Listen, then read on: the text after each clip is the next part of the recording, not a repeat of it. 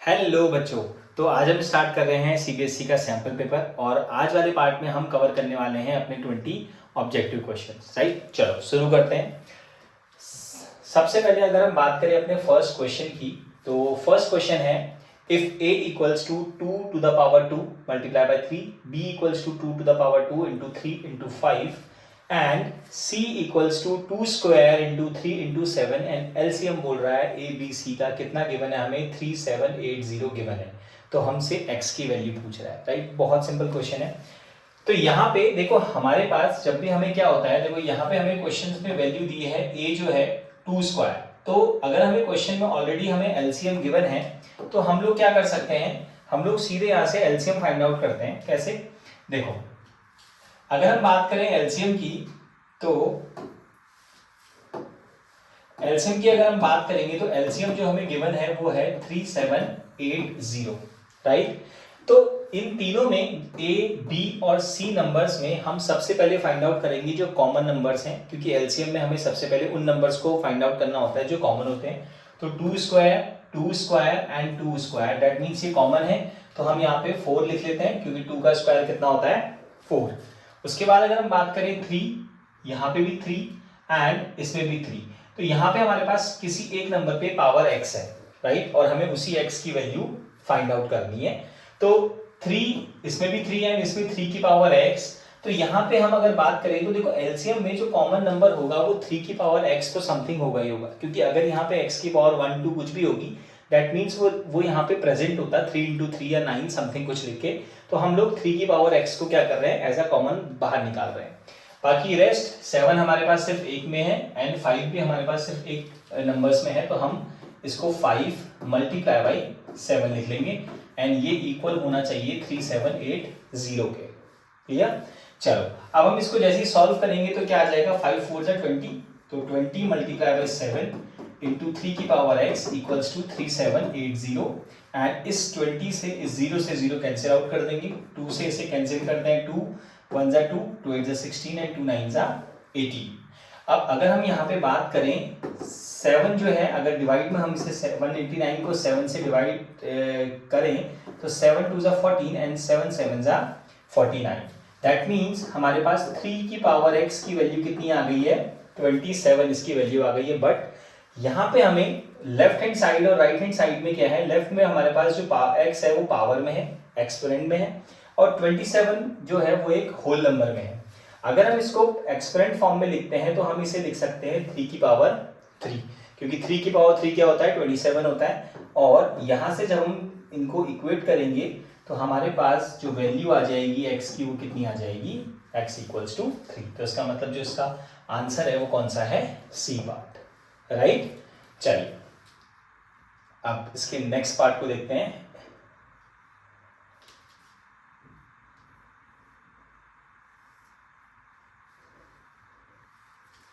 चलो अब next part इसका, क्वेश्चन नंबर 2 कह रहा है, question number 2, the shortest distance in units of the point 2,3 from y axis. Right, तो यहाँ पे हमसे इस 2,3 कोऑर्डिनेट की y एक्सिस से शॉर्टेस्ट डिस्टेंस पूछ रहा है। तो उसके लिए हमें क्या करना होता है, हमें ये देखना होता है कि जो डिस्टेंस है वो कौन से एक्सिस से मांगी जा रही है। तो यहाँ पे ये जो डिस्टेंस है वो पूछी जा रही है y एक्सिस से, तो जो इसका x कोऑर्डिनेट होगा दैट इज 2, तो यही इसका क्या होगा, आंसर होगा। राइट, तो इसका मतलब इसका जो ऑप्शन है वो क्या है, 2। इसको थोड़ा सा ब्रीफली समझ लेते हैं। यहाँ पे हमारे पास जो 2,3 है, तो 1 2 1 2 3, तो दैट मीन्स 2,3 जो कोऑर्डिनेट है वो इस फर्स्ट क्वाड्रेंट पे लाई करेगा एंड लेट्स से ये उसकी पोजीशन है। तो इन्होंने हमसे क्या किया है, इन्होंने हमसे जो डिस्टेंस पूछी है वो पूछी है y एक्सिस से, दैट मीन्स ये डिस्टेंस। एंड ये डिस्टेंस हम कैसे फाइंड आउट कर सकते हैं, दैट मीन्स ये वाला जो पॉइंट है ये क्या बता रहा है इस पॉइंट, इस डिस्टेंस को, तो that means the answer will be 2। Clear, तो शॉर्टेस्ट पार्ट क्या है, जिस एक्सिस के बारे में बात करेंगे उसका सेकंड दूसरा वाला जो अदर कोऑर्डिनेट होगा वही उसकी क्या होगा, उसकी डिस्टेंस बताएगा। बट मेक श्योर कई बार ये कोऑर्डिनेट नेगेटिव होगा, तो डिस्टेंस कभी नेगेटिव नहीं हो सकती, तो उस माइनस, अगर यहाँ पे -2 होता तो हम उसे 2 ही कंसिडर कर दें। क्लियर, चलिए अब बढ़ते हैं अपने नेक्स्ट क्वेश्चन की तरफ।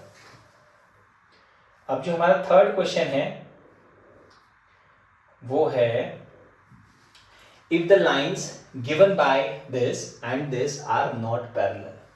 तो यहाँ पे हमारे पास जो लाइंस हैं वो नॉट पैरेलल हैं, दैट मीन्स या तो ये इंटरसेक्टिंग होंगी या फिर ये कोइंसिडेंट लाइंस होंगी। तो हम लोग एक काम करते हैं, दोनों कंडीशंस को यूज कर लेते हैं। तो अगर हम बात करें इंटरसेक्टिंग लाइंस की, तो वहां पे हमारे पास a1/a2 b1/b2 के इक्वल नहीं होता है, राइट।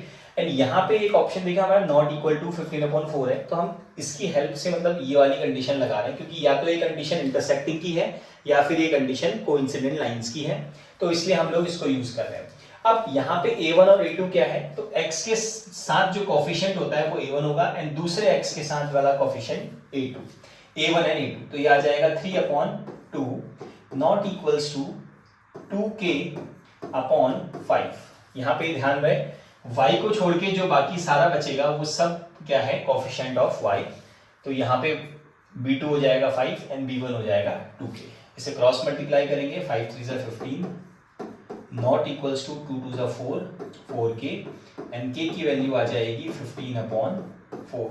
तो ये हमारे पास ऑलरेडी एक ऑप्शन में है, तो बी इसका करेक्ट आंसर है, राइट। हमें सेकंड कंडीशन के लिए इसको चेक करने की जरूरत नहीं है। चलो अब नेक्स्ट क्वेश्चन देखते हैं, फोर्थ क्वेश्चन की बात करेंगे। तो अ क्वाड्रिलेटरल ABCD, ठीक है, एक क्वाड्रिलेटरल है and ABCD is drawn to circumscribe a circle. तो एक क्वाड्रिलेटरल को हम अगर कंसिडर करें, सर्कमस्क्राइब का मतलब इसके अंदर एक सर्कल एनक्लोज्ड होगा, right, A B C and D। यहाँ पे हमारे पास जो BC की वैल्यू गिवन है वो है 7 सेंटीमीटर, CD की जो वैल्यू है दैट इज 4 सेंटीमीटर, AD की वैल्यू हमें गिवन है 3 सेंटीमीटर एंड ये हमसे पूछ रहा है AB की वैल्यू। क्लियर। अब देखिए ये क्वेश्चन हमारा क्या है, इस क्वेश्चन पे जो हमें एक कंसेप्ट समझना है कि यहाँ पे एक्सटर्नल पॉइंट से जो टेंजेंट्स बनती हैं वो आपस में इक्वल होती हैं। तो अगर मैं इनको कुछ नेम दे दूं, let's say P Q R and S, तो मैं कह सकता हूं कि BS एंड BP इक्वल होगा, CP एंड CQ इक्वल होगा, DQ एंड DR इक्वल होगा and AR and AS equal होगा। एंड जब हम इन्हें ऐड करेंगे तो हमारे पास एक रिलेशन निकल के आता है कि इसकी अपोजिट जो साइड्स का सम है AB प्लस CD, ये इक्वल होता है अदर टू अपोजिट साइड्स के सम के, BC प्लस AD, राइट। इसका एक सब्जेक्टिव क्वेश्चन, इसका प्रूफ जो है वो हमारा NCERT में भी हमारे क्वेश्चन में गिवन है, राइट, NCERT एक्सरसाइज में। तो हमारे पास ये रिलेशन ऑलरेडी निकल के आता है, हमें यहाँ पे प्रूफ करने की जरूरत नहीं है, ठीक है।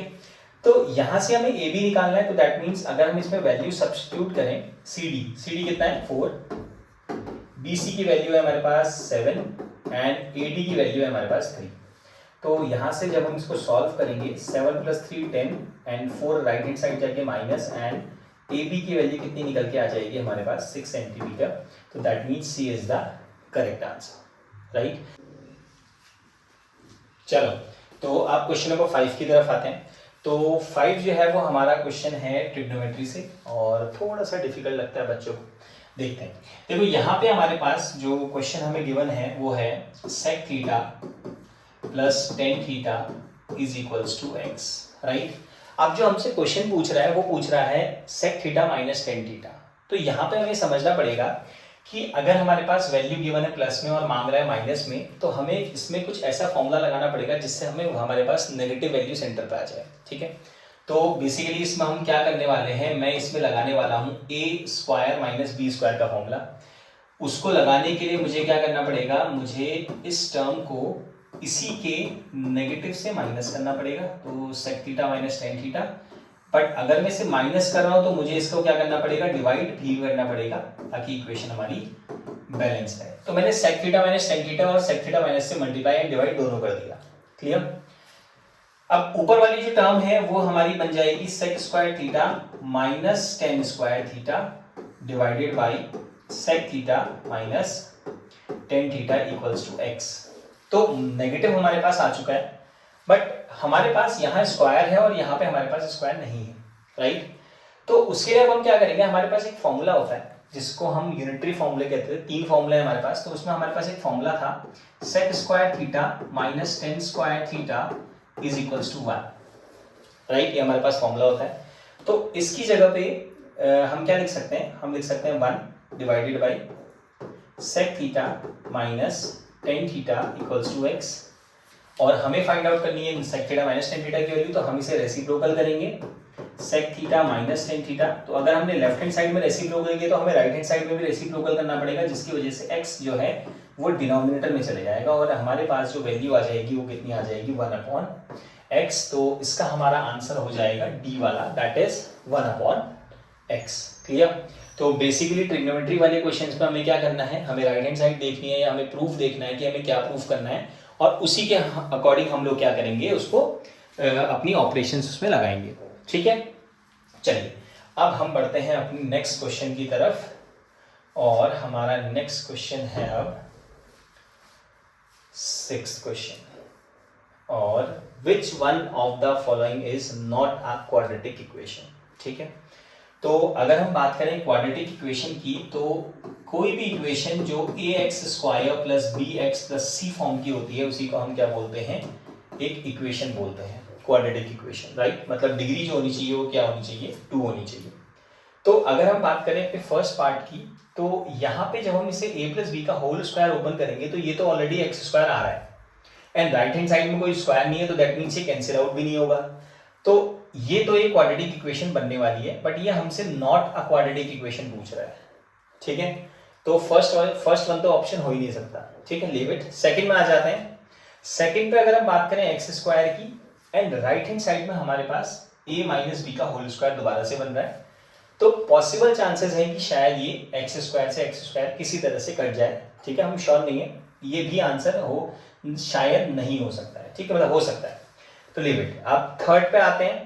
थर्ड पे अगर हम बात करें, लेफ्ट हैंड साइड में हमारे पास क्यूब है x cube, right hand side में a प्लस बी का होल क्यूब आइडेंटिटी है, एंड जब हम इसे ओपन करेंगे तो फर्स्ट टर्म एक्स क्यूब आएगी, और x cube and x cube एक दूसरे को कैंसिल आउट कर देंगे। दैट मीन्स ये जो क्वेश्चन, ये जो इक्वेशन है ये स्क्वायर में ही बनेगी, दैट मीन्स ये भी एक क्वाड्रेटिक इक्वेशन बनेगी, राइट।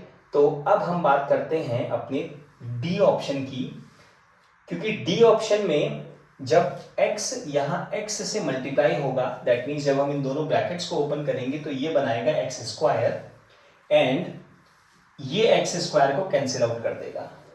क्लियर। तो पॉसिबल चांसेस, ये D1 is the correct answer. एक बार हमें ओपन करके इसे चेक करना पड़ेगा, तो देख लेते हैं। x plus 2 and x plus 1 जो इक्वल है, ये है x square plus 2x plus 3। तो जैसे हम इसे ओपन करेंगे ये आ जाएगा x square plus x plus 2x and plus 2, x square plus 2x plus 3, x square से एक्स स्क्वायर कैंसिल, एंड पूरी इक्वेशन में एक्स स्क्वायर बचा ही नहीं।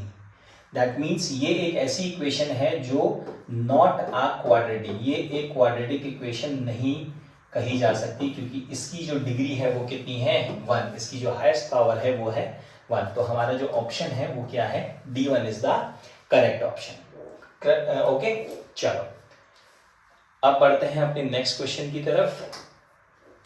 7th वन, इंपॉर्टेंट वन, थोड़ा सा लेंथी है। ठीक है, given below is the picture of the Olympic rings made by taking 5 congruent circles of radius 1 centimeter each, intersecting in such a way that the chord formed by joining the point of intersection of 2 circles is also of length 1 centimeter। ठीक है, हमारे पास ये Olympic rings दी हुई हैं। ठीक है, तो यहाँ पे ओलंपिक रिंग्स का जो मेन कंसेप्ट है ये है कि ये आपस में इंटरसेक्ट कर रही है कुछ इस तरह से। ठीक है, मैं अभी फिर सिर्फ 2 बना रहा हूँ। तो यहाँ पे जो ये रिंग्स हैं ये इंटरसेक्ट कर रही हैं और एक कॉमन कॉर्ड शेयर कर रही हैं।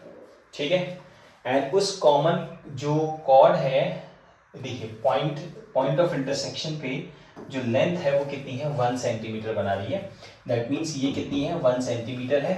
यहाँ कहीं पे सेंटर होगा, एंड इसकी जो रेडियस है वो भी कितनी है, 1 ईच। दैट मीन्स ये एक इक्विलेटरल ट्राइंगल बन रहा है। ठीक है, ये एक इक्विलेटरल ट्राइंगल बन रहा है 1 1 एंड 1, तो दैट मीन्स इसका जो एंगल होगा वो कितना हो जाएगा 60 डिग्री, बिकॉज इक्विलेटरल ट्राइंगल के सारे एंगल्स कितने होते हैं 60 डिग्री ईच। अब जब हम हमसे बात कर रहे हैं, ये कह रहा है total area of all the dotted regions, and dotted का मतलब क्या है, ये जो सेंटर वाला पार्ट जो डॉटेड दिख रहा है इसमें, ठीक है, ये जो है, तो अगर हम इसको ध्यान से देखें तो इसका जो डॉटेड पार्ट है वो ये है, और इस डॉटेड पार्ट में दो छोटे छोटे सेगमेंट्स जुड़ रहे हैं। तो अगर हम इन टोटल सेगमेंट्स को चेक करें, देखो 1 2 मतलब दो सर्कल्स के जुड़ने में दो पार्ट्स, देन 3 4 5 6 7 8, दैट मीन्स जो टोटल हमारे पास जो इसके पार्ट्स हैं वो कितने हैं, टोटल सेगमेंट्स जो हैं वो कितने हैं 8 सेगमेंट्स। और अगर मैं किसी एक का एरिया निकाल लूँ, मल्टीप्लाई बाय 8 कर दूँ, तो हमारा फाइनल आंसर आ सकता है। ठीक है, चलिए अब इसको हम ऐसा करते हैं, हम इससे कैसे निकालेंगे, तो ये हमारे पास फिगर होने वाला है, तो यहाँ से हम लोग क्या करने वाले हैं, ये रेडियस 1 है इसकी, एंड ये भी 1 है कॉर्ड, तो हम इसमें फॉर्मूला यूज करने वाले हैं area of sector minus area of equilateral triangle, and last में हम इसे फाइनली मल्टीप्लाई कर देंगे 8 से, क्योंकि हमारे पास टोटल 8 सेगमेंट्स हमें निकालने हैं। तो एरिया ऑफ सेक्टर का जो फॉर्मूला है वो होता है θ/360 into pi R square minus, and area of equilateral triangle होता है √3/4 into side square multiply by 8। 0 से 0 6 6 36, एंड पाई रेडियस हमारे पास 1 है तो पाई/6 माइनस √3/4, और साइड इक्विलेटरल ट्राइंगल की 1 है मल्टीप्लाई बाय 8। ठीक है, अब हमारे पास जो ऑप्शंस हैं वो कुछ इस फॉर्म में दिए हुए हैं, राइट। इसमें पाई सॉल्व नहीं किया है तो हमें चेक करना पड़ेगा आउट ऑफ द 4 पार्ट्स हमारा कौन सा ऑप्शन है। देखिए सबसे पहले 8 हमारे पास आ रहा है, तो 8 हमारे पास एक पार्ट में है, तो देन पाई/6 माइनस √3s, तो ये हमारे पास क्या है, डी ऑप्शन जो है वो हमारा पास क्या है, सेम एग्जैक्टली सेम आ रहा है, तो दैट मीन्स इसका जो करेक्ट ऑप्शन है वो क्या है, डी पार्ट, राइट। चलो आई होप समझ में आ गया होगा अच्छे से। चलिए अब नेक्स्ट क्वेश्चन की तरफ बढ़ते हैं इसमें, तो अब हमारे पास आ जाता है 8th क्वेश्चन। ठीक है, चलिए अब 8th क्वेश्चन जो है वो है हमारा प्रोबेबिलिटी पे बेस्ड, और प्रोबेबिलिटी में ये कह रहा है the pair of dice is tossed and the probability of not getting the sum 8 is.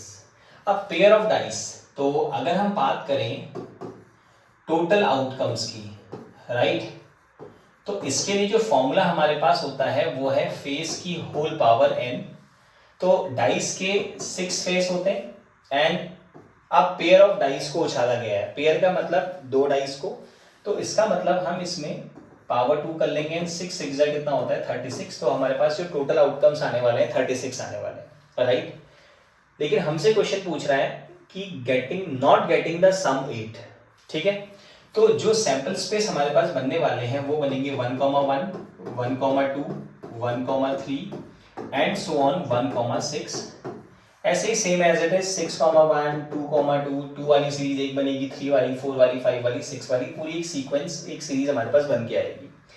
हम ऐसा करते हैं, हम सबसे पहले हमें नॉट गेटिंग निकालना है, तो हम फाइंड आउट कर लेते हैं कि 8 किस में सम बन रहा है, राइट।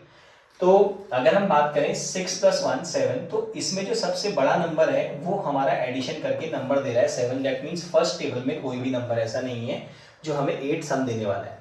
सेकंड की अगर हम बात करेंगे तो सेकंड में लास्ट 2, 6 जो आएगा वो एक 8 देगा, तो एक आउटकम हमारे पास इसमें आ गया। 3, 5 अगर हम बात करें तो ये भी एक 8 देगा, तो एक आउटकम हमारे पास यहाँ पे आ जाएगा। देन उसके बाद 4, 4 एक आउटकम को चेक करेंगे तो एक आउटकम यहाँ से आ जाएगा, एंड 5, 3 एक आउटकम, एंड 6, 2 अनदर आउटकम। ये क्या है, ये हमारे पास ऐसे आउटकम्स हैं जो हमें क्या देने वाले हैं, सम 8 मिलके देंगे, तो 1, 2, 3, 4, 5, तो 5 ऐसे आउटकम्स हैं जो क्या देने वाले हैं, सम 8 मिलने वाला है। तो दैट मीन्स अगर मैं 8 आने की प्रोबेबिलिटी चेक करूं तो दैट वुड बी 5/36, बट ये हमसे नॉट गेटिंग की पूछ रहा है, तो यहाँ पे हम लोग क्या करेंगे, इस प्रोबेबिलिटी को अगर हम 1 से माइनस कर दें तो ये क्या निकल के आ जाएगा, ये निकल के आ जाएगा probability of not getting 8, that means 36 - 5 upon 36, तो ये आ जाएगा 31 अपॉन 36। तो B1 is the correct answer. ठीक है, चलिए जल्दी से इसका स्क्रीनशॉट ले लो और इसके बाद हम स्टार्ट करते हैं अपना नेक्स्ट 9th क्वेश्चन।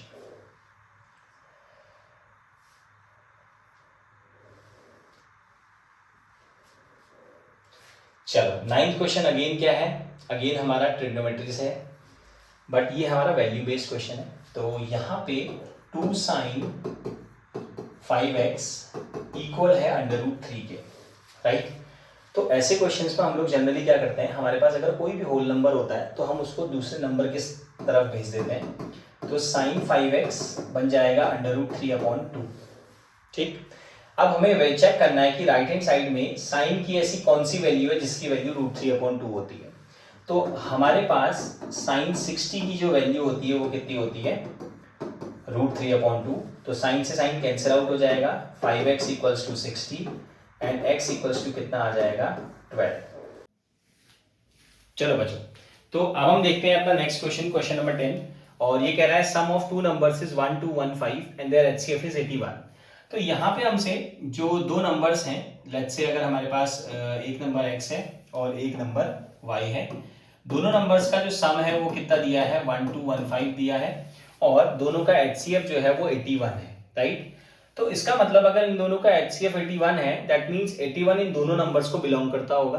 तो इसका मतलब ये आ जाएगा 81A प्लस 81B, ये हमारा 1 2 1 5 होना चाहिए, और 81 अगर हम यहाँ से कॉमन ले लेंगे तो ये आ जाएगा A plus B equals to 1 2 1 5, and A plus B की वैल्यू अगर हम निकालें तो ये आ जाएगी 1 2 1 5 ऊपर 81, एंड इसको अगर हम सॉल्व करते हैं तो ये कितना आ जाएगा, ये हमारे पास 3 से भी कैंसिल हो रहा है, 9 से भी कैंसिल हो रहा है, ठीक है। 3 से कर लेते हैं पहले, 3 4 12 0, 3 5 15, 3 2 6, 3 7 21, 9 3 27 एंड 9 4 36 एंड 9 5 45 एंड 3 1 एंड 3 5 15, ठीक है।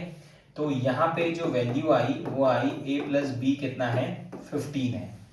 अब हमें वो जो 2 नंबर्स थे जिनका सम 1 2 1 5 था, उनका HCF था 81, बट अब हमें ऐसे 2 नंबर्स ढूंढने हैं, ऐसे पेयर ढूंढने हैं जिनका सम आना चाहिए 15 और HCF आना चाहिए 1। इन दोनों का जो HCF होगा वो क्या होना चाहिए, 1 होना चाहिए। दैट मीन्स वो दोनों नंबर्स कोप्राइम होनी चाहिए। तो अब हम इसके पेयर्स बनाते हैं। अगर हम बात करें 1 की, तो 1 में हम क्या ऐड करेंगे, 15 आ जाए तो 14, और ये दोनों के दोनों नंबर्स कोप्राइम है क्योंकि दोनों का अगर HCF निकालेंगे तो क्या आएगा, 1 आएगा। देन अगर हम बात करें 2 13 की, तो 2 और 13 भी HCF क्या आएगा, 1, तो ये भी एक पेयर बन सकता है। फिर हम बात करें 3 12 की, तो ये पेयर नहीं बन पाएगा क्योंकि इन दोनों का जो HCF आएगा वो क्या आएगा, 3। देन बात करें 4 11 की, तो ये एक HCF, यस, इसका HCF 1 होगा, तो ये भी एक पेयर बन सकता है, राइट। देन 5 10, ये HCF नहीं बन सकता, ये कोप्राइम नहीं बन सकता क्योंकि इसका जो HCF होगा वो क्या होगा, 5।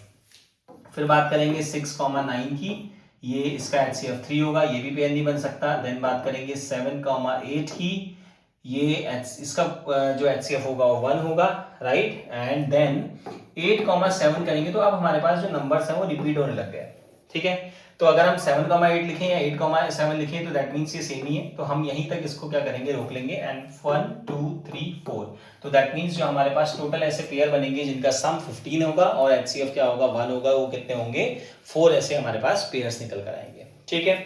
अब हम देखते हैं अपना 11th क्वेश्चन, और 11th क्वेश्चन हमसे कह रहा है if the area of the base of a right circular cone, जो हमारे पास एक राइट सर्कुलर कोन है, इसका बेस जो है वो है हमारा 51 सेंटीमीटर स्क्वायर।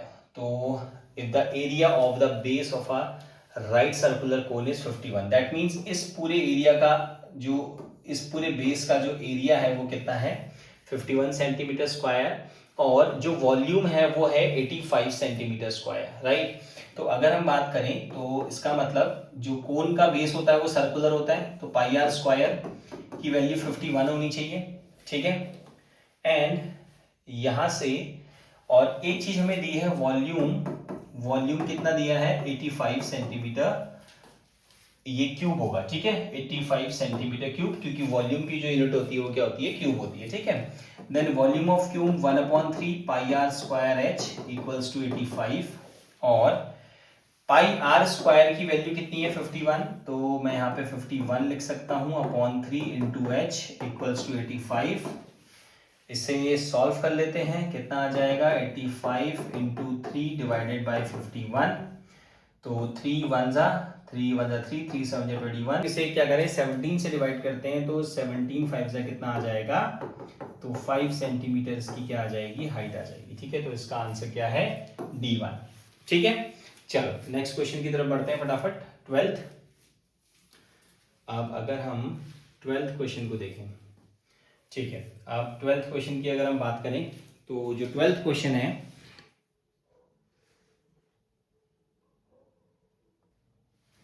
चलो ओके बच्चों, अब हम आते हैं अपने नेक्स्ट क्वेश्चन, क्वेश्चन नंबर 12 की तरफ। तो if zeros of quadratic polynomial this are equal, तो ये हमसे कह रहा है कि जो हमारे ax square plus bx plus c, इसके जो जीरोस हैं वो क्या है, इक्वल हैं, तो क्या कंडीशंस इसमें सेटिस्फाई करती है। तो अगर हमारे पास इसके जीरोस इक्वल होंगे तो हमारा जो नेचर ऑफ रूट है वो क्या होना चाहिए, जीरो के इक्वल होना चाहिए। तो यहाँ से जब हम -4ac को राइट हैंड साइड लेके जाएंगे तो क्या आ जाएगा, b square equals to 4ac। अब यहाँ पे रिलेशंस दिए हैं bc, ac, bc और ac के ऊपर।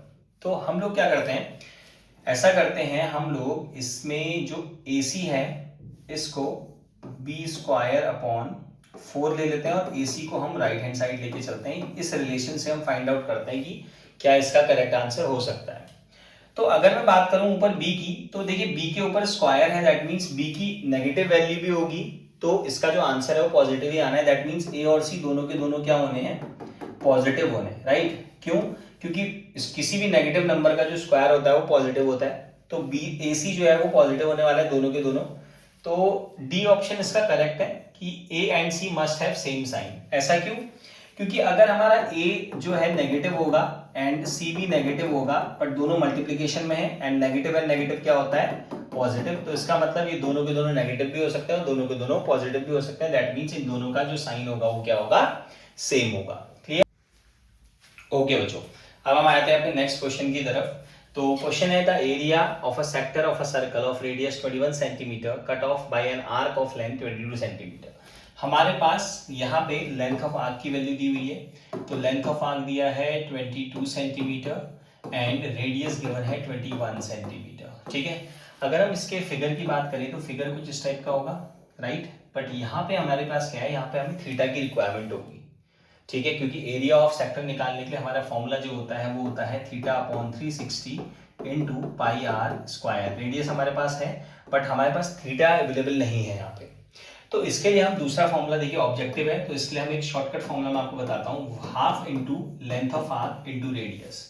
ये हमारे पास डायरेक्ट फॉर्मूला है, अगर कभी हमारे पास थीटा नहीं होता है तो हम ऑब्जेक्टिव में इसको यूज कर सकते हैं, ठीक है। तो लेंथ ऑफ आर्क कितनी है, ये है 22, रेडियस है हमारे पास 21 डिवाइडेड बाई 2, सॉल्व करेंगे 2 11 और 11 1 जा 11, 11 2 जा 22 and 23, 231 centimetre. That means C1 is the correct answer, right. चलिए नेक्स्ट क्वेश्चन, अब हमारे पास है हमारा 14th क्वेश्चन। तो 14th क्वेश्चन की अगर हम बात करें, if triangle ABC similar to triangle DEF, अगर हमारे पास ABC जो है वो DEF के सिमिलर है, तो हम कह सकते हैं AB अपॉन DE इक्वल होगा BC अपॉन EF इक्वल होगा AC अपॉन DF, राइट। हमने क्या किया, फर्स्ट सेकंड के रेशियो के equal, second third and first third के रेशियो के इक्वल, राइट। अब यहाँ पे हमारे पास, और ये जो होता है ये इक्वल होता है हमारे पास पेरीमीटर ऑफ ट्राइंगल। ऊपर हमारे पास ABC की बात कर रहे हैं, तो perimeter of triangle ABC and divided by perimeter of triangle, नीचे कौन सा ट्राइंगल है, DEF, राइट। तो नीचे आ जाएगा हमारे पास DEF ट्राइंगल का पेरीमीटर, ठीक है। अब यहां से हमारे पास वैल्यूज गिवन है, देखो AB की वैल्यू गिवन है, DE की वैल्यू गिवन है, तो यहाँ पे लिख लेते हैं 6/9 इक्वल्स टू BC नहीं दिया है हमें, EF भी नहीं दिया है, EF दिया है, okay, and AC and FD, ठीक है। हमारे पास यहाँ पे वैल्यू दी है, तो हम लोग एक काम करते हैं, हम लोग यहाँ पे इस वाली वैल्यूज में इसको पुट करते हैं, तो perimeter of triangle ABC divided by perimeter of triangle DEF। Clear. अब यहाँ पे हमें क्या फाइंड आउट करना है, हमें फाइंड आउट करना है ABC। तो हम लोग क्या करेंगे, हम लोग DEF, तो DEF जो ट्राइंगल है वो किन साइड से मिलके बनेगा, वो बनेगा DE, ठीक है, TEF, तो DE प्लस EF और प्लस FD, इन तीनों साइड से ये ट्राइंगल मिलके बनने वाला है। तो DE की अगर हम बात करें तो DE की वैल्यू हमारे पास कितनी दी हुई है, यहीं पे लिख लेते हैं, perimeter of triangle ABC।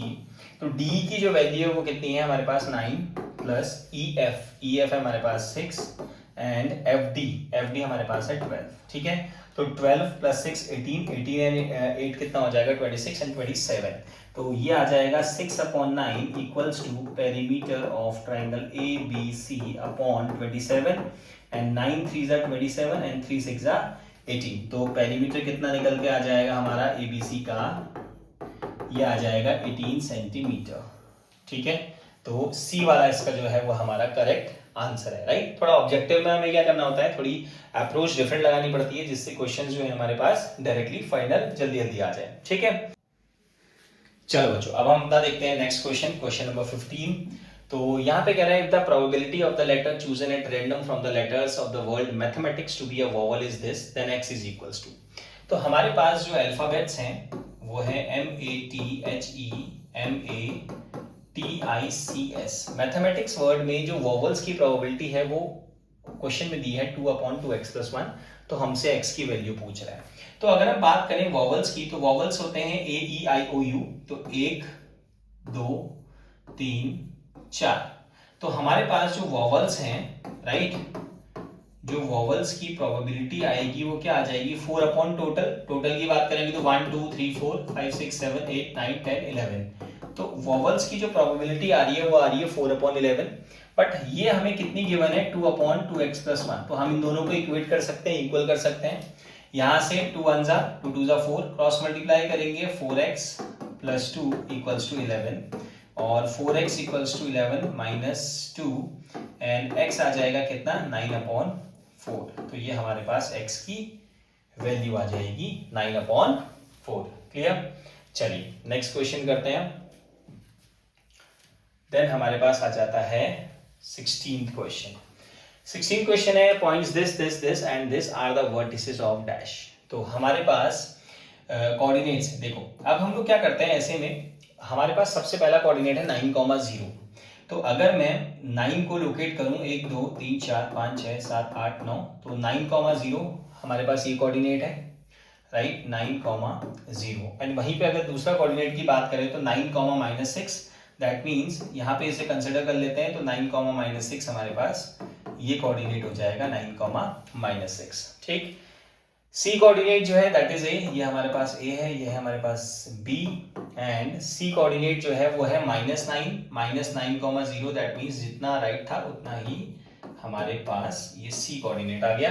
Then D coordinate is -9,6, ये हमारे पास -9,6 एक और कोऑर्डिनेट। तो देखो यहाँ पे हमें पता है कि यहाँ से लेके यहाँ तक डिस्टेंस और ये दोनों की डिस्टेंस सेम है, that means it might be, ये क्या है, ये या तो रेक्टेंगल है, बट माइट बी पॉसिबल कि अपोजिट साइड्स हमारे पास पैरेललोग्राम की भी क्या होती है, इक्वल होती है, ठीक है। तो इसीलिए ये माइट बी रेक्टेंगल भी हो सकता है और ये पैरेललोग्राम भी हो सकता है। तो उसके लिए हमें क्या करना पड़ेगा, हमें इसके डायगोनल्स को चेक करना पड़ेगा।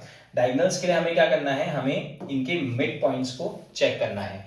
अगर इनके जो डायगोनल्स के मिड पॉइंट है वो आपस में सेम आते हैं, दैट मीन्स ये क्या होगा, पैरेललोग्राम कहलाएगा, ठीक है। देखते हैं 9 - 9 हमारे पास क्या आ जाएगा 0 0/2 0, -6 + 0/2 वो आ जाएगा -6, ठीक है। अब यहाँ अगर हम चेक करें 9 - 9, अगेन दूसरा जो कोऑर्डिनेट आएगा वो भी 0 आ रहा है, and 0 - 6 will be -6, that means in दोनों के जो डायगोनल्स हैं वो आपस में इक्वल आ रहे हैं, that means it is a parallelogram, right. तो ये हमारा इसका जो ऑप्शन हो गया वो क्या हो गया, सी ऑप्शन, ठीक है।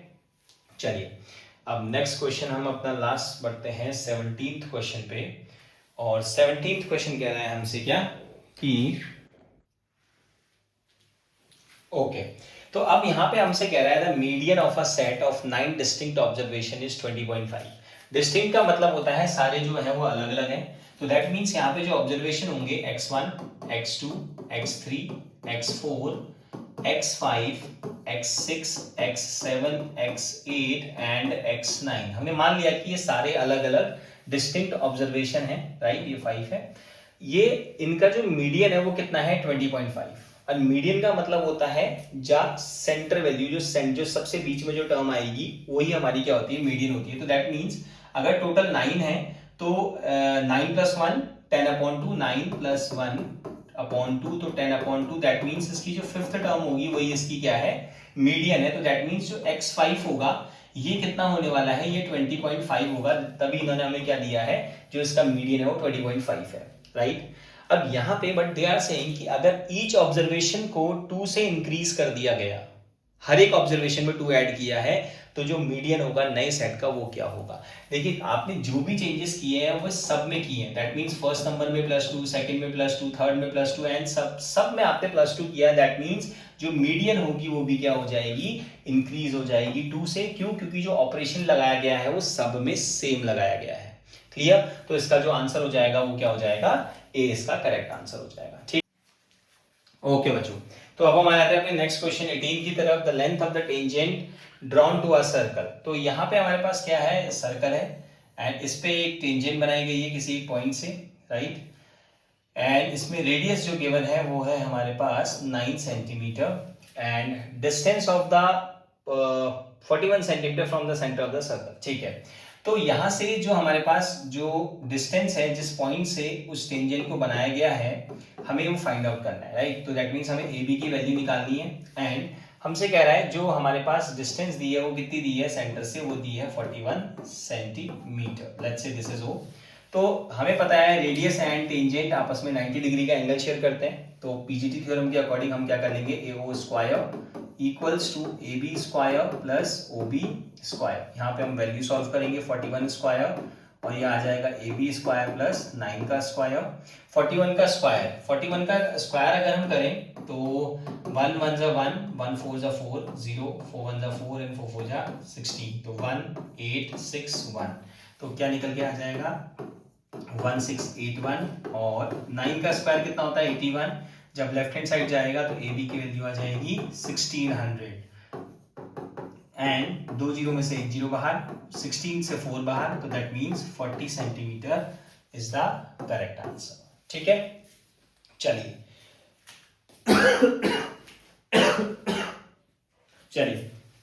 अपने नेक्स्ट क्वेश्चन।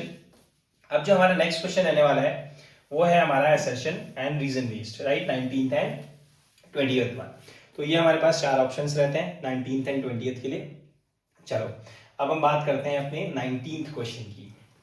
द नंबर 5 है दैट इज, ये होगा 5 की पावर n, ओके, ये है 5 की power n cannot end with the digit 0 where n is a natural number. तो हमें पता है कि अगर हमारा 5 की पावर n अगर इसको 0 पे एंड होना है तो दैट मीन्स इसके जो फैक्टर होने चाहिए वो क्या होने चाहिए 2 into 5। जैसे अगर हम बात करें 10 की तो 10 को हम 2 into 5 लिख सकते हैं, ठीक है। अगर किसी भी नंबर के 2 और 5 फैक्टर होता है तो दैट मीन्स वो नंबर 0 पे एंड होता है, बट 5 की पावर n कभी भी 0 पे एंड नहीं हो सकता, राइट, जहां पे n क्या है, एक नेचुरल नंबर है। तो दैट्स ट्रू, असर्शन तो हमारा बिल्कुल करेक्ट है। बात करते हैं रीजन की।